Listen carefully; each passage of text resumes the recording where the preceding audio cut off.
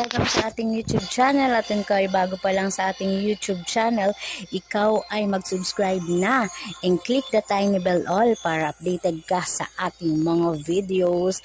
And for today's video guys, kaka-start lang ng ating war kanina. So, check natin kung tayo ba ay nagwagi o nasawi. Ayan guys, nandito tayo sa aking PH17 na donator guys sa aming clan, si Wallbreaker. So titingnan natin guys kung anong status ng aming war number 1 kanina. So let's see guys. Ayan, makikita natin. So ito nag-ends na. At syempre tayo ay nagwagi. Ayan guys, 34 versus 18. Tingnan nyo naman guys. Ayan, mga PH17 yan ang aming mga nakalaban.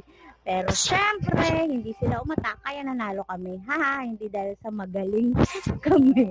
So ayan guys, tingnan natin mabuti ang ang ating war against dragons. So ayan guys, ang pangmalupitan na attack ni Walter Bolt sa number 1, panoorin natin. You know? So, ito na nga guys, a-attack na siya. Ayan, gamit ang mga dragons at isang lava loon. So, let's see. Nakita ko to guys, 3-star, kasi siyempre page 17 yan. Siya ay 16 lang, Miss Matt. Lagi naman ganun. Si Supercell, lagi naman kami Miss Matt. So, ito na nga guys, ayan ang ating Royal Champion Walk na ginamitan niya ng invisibility spell. Oh my god, wow, nakakaya. Alam mo guys, mahirap din kung attack nito guys, kasi pag hindi mo naalagaan si RC na invisibility spell, dyan pa lang sigok na si RC guys. Ayan, may Phoenix. Ayan, try nabuhay. Ayan, yan. Ang kanyang gulang guys ay maka-2-star. Kaso namatay. Oh, nabuhay na nabuhay. Ang kanilang bantay guys ay minions at saka ice golem. So, ayan. Nakita ko guys, 2-star siya dito. Pero pwede na, pwede na. Ayan na, makikita naman natin yung bantay. Pinapatay na ni RC. Ayan, tingnan naman natin. So, ayan guys. Fast forward natin ang konti para makakita pa tayo ng ibang isa. So, ayan, ang blip.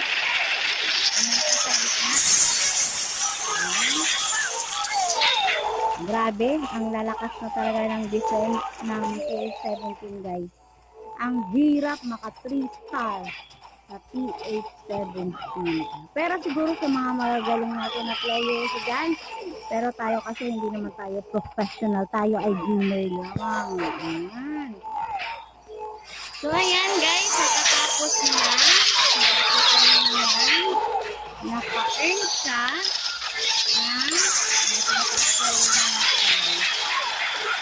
Ubus oras si DJ. Ayan. So yun, naka 59% siya guys sa attack niya na yon. So tingin tayo dun sa naka 3-star. Actually guys, yung isang account natin dyan ay black star guys kasi ang lakas, grabe. Ito ang 3-star ni Mako. Panoorin natin. Ayun. PH15. Oh my god. Gamit ang Electro Dragon Balloon.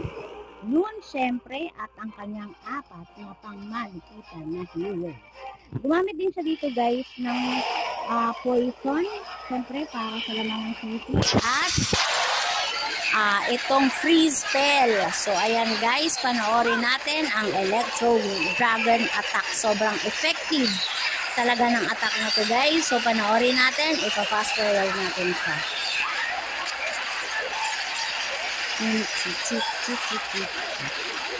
Yun, sabog ang town hall guys. Sabog. So, andyan na siya. Patay ang bantay.